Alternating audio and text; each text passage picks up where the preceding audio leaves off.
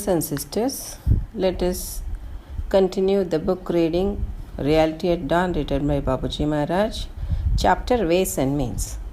Having determined our goal, the next problem before us is to find out means for the realization of the object. Sages and teachers have elaborately dealt with the subject. They have laid down various forms of practices or sadhanas helpful for the attainment of what they put forth as the final goal. But for the realization of God, the indeterminate absolute or Brahma, we have to adopt means which lead us to the complete negation. Our goal of life, as discussed in the previous chapter, is the final stage where we are nearest to the superactive center or zero, which is the primeval cause of the entire manifestation and to which everything will ultimately return after Mahapralaya, complete dissolution. To acquire this state, we have ourselves to become zero. No doubt we shall reach that point in natural course at the time of Mahapralaya, but what we strive for is to acquire it as early as possible in order to save ourselves from the miseries of innumerable lives. Just as Mahapralaya or complete dissolution is essential for the return of everything to the origin, similarly, for our return to the point, we must bring about our pralaya, destruction, or acquire a state of complete dissolution of all things of our own making. It means we have to be free from all our belongings and assume the same naked form in which we were at the time of creation. Our belongings are a pile of sanskaras, impressions, with their resultant effects in the form of complexities and the diverse covering which we have gathered around the soul and which are the results of our thoughts and actions. We possess mental and intellectual faculties which are all active. Our mind determines the actions of the body. We see, hear, feel, and understand things. We begin to like or dislike them. Desires gradually begin to creep in and affect our actions. The rings go on multiplying, and we exert ourselves for the fulfillment of desires. A desire, when satisfied, generally creates another to follow in its place. We are seldom free from them, even for a moment. We see most of the things with an idea of having them. These desires mold our physical and mental actions and lead to the formation of sanskaras, impressions, adding thus more and more coverings to the soul. Fresh desires every moment, and our efforts to satisfy them lead to continuous additions. Their impressions remain on our causal body so long as they are not wiped off through the process of bhoga. The completion of the bhoga of all sanskaras formed every moment cannot ordinarily be possible during the whole life. Thus, when our life comes to a close, we still have a lot of sanskaras in store within us. These very sanskaras become the cause of our rebirth in order to offer us an opportunity to complete their book. But unfortunately, instead of finishing them, we add more than those we have exhausted. Here, Babuji Maharaj is explaining us about the ways and means. Because when we have determined our goal of life, after determining our goal, what is the next problem before us is to find out means for the realization of the object. For this, sages and teachers have elaborately dealt with this subject, and they have laid down various forms of practices or sadhanas which are helpful for the attainment of the final goal, what they thought of. But for realizing God, the indeterminate absolute or Parabrahma, whatever we call, we have to adopt such means which lead us to the complete negation. That is, nothing is left out, completely becoming zero.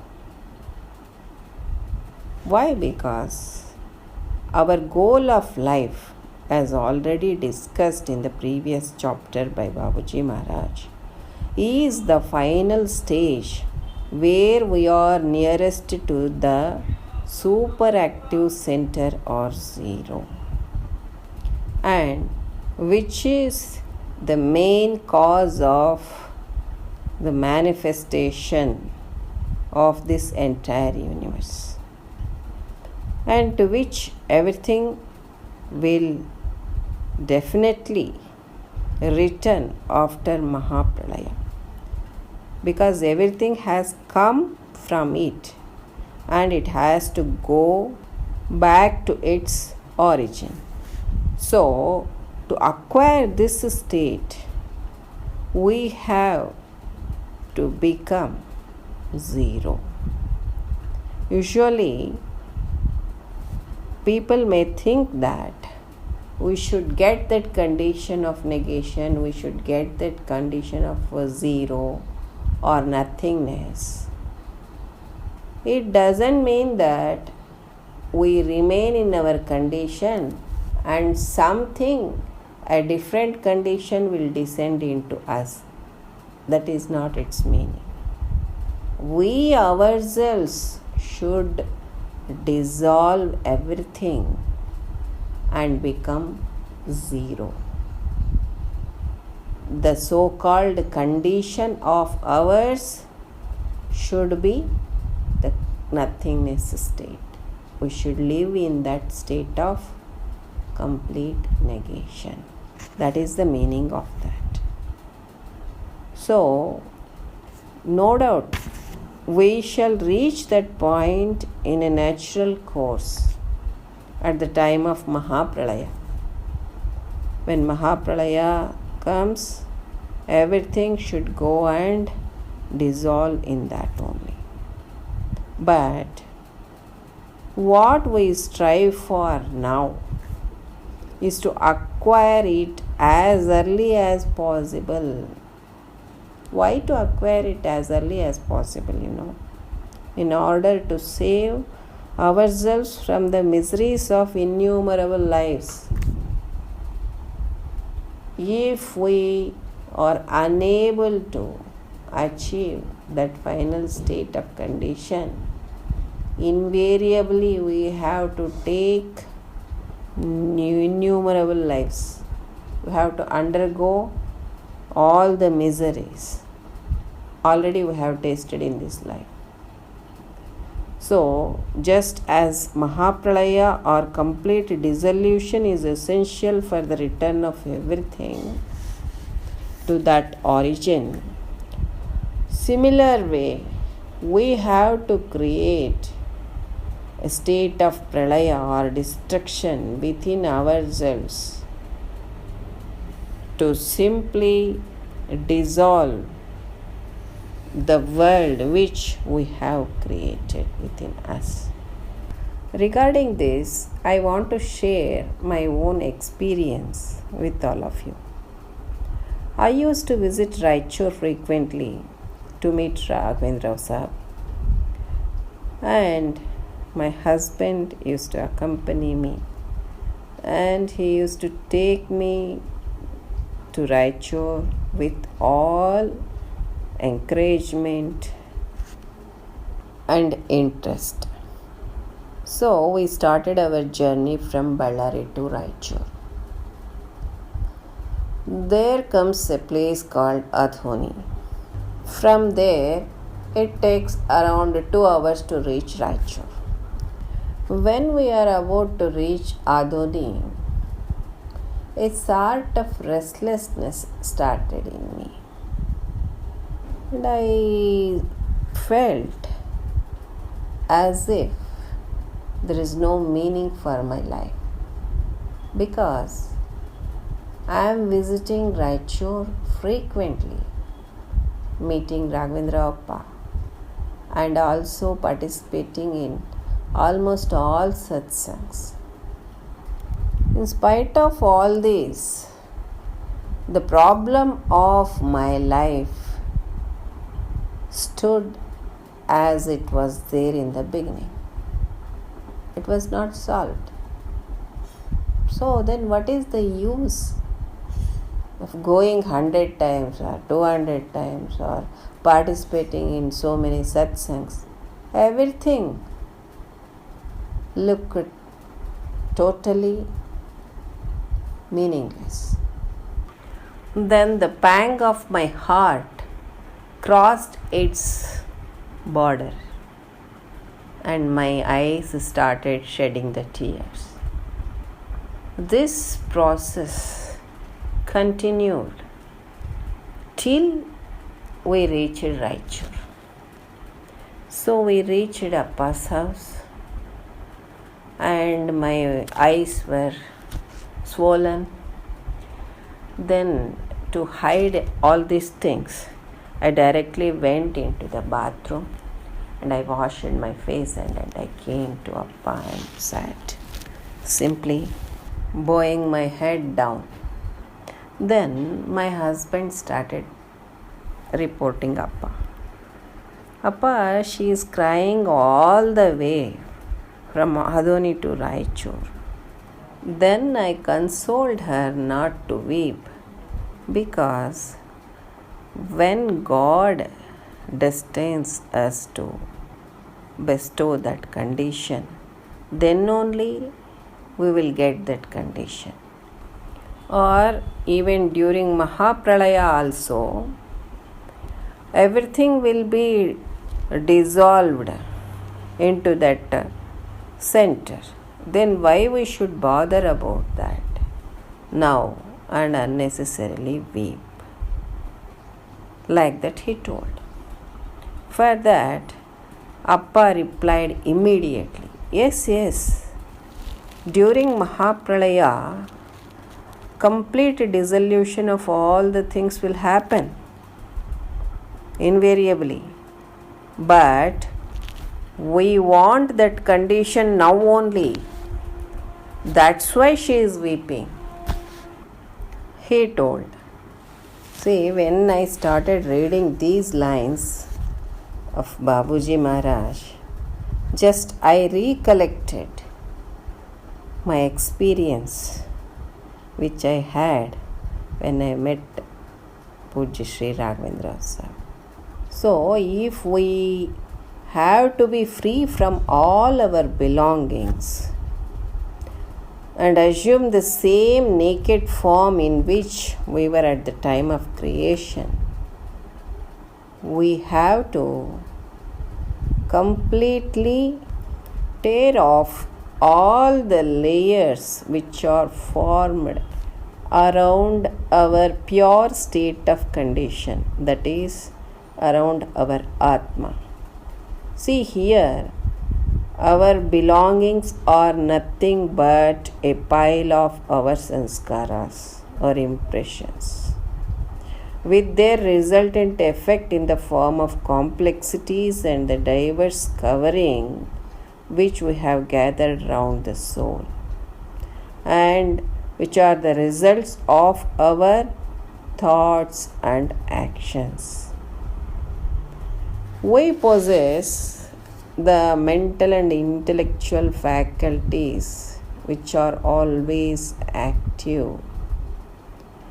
With that tool or with that power, what we will do? Our mind starts determining the actions of our body. So if at all we want to do any action, who will guide? Our mind will guide us. So, and then we start seeing the objects, hearing the sounds, feeling it, and understanding the things, isn't it? After that, what happens? We begin to like or dislike them. So, the two opposites establishes now. that is likes and dislikes, good and bad. All these things are opposite forces that starts doing its action. And further, desires gradually it begins to creep within, and the effect of our actions begins forming the sanskaras. So this chain it continues, and the layers after the layers will start accumulating one above the other. These rings go on multiplying, and then we start exerting ourselves to fulfill our desires. See, if we fulfill one desire, the new desire will take its place. Again, we will work to achieve that or to fulfill that desire. Like this chain of fulfilling our desires continues. With this, what happens? Our mental action as well as our physical action will start forming samskaras within us. These sanskaras will add more and more coverings around the soul, and fresh desires every moment starts creeping in us, and we start our efforts to satisfy them or to achieve them. This will lead to continuous additions of sanskaras, and that is the layers around our soul.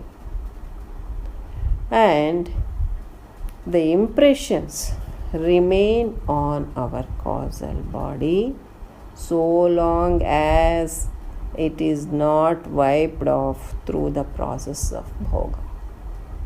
See, if one sanskara happens or forms, then it is wiped off only through the bhog. That is just undergoing the action of it.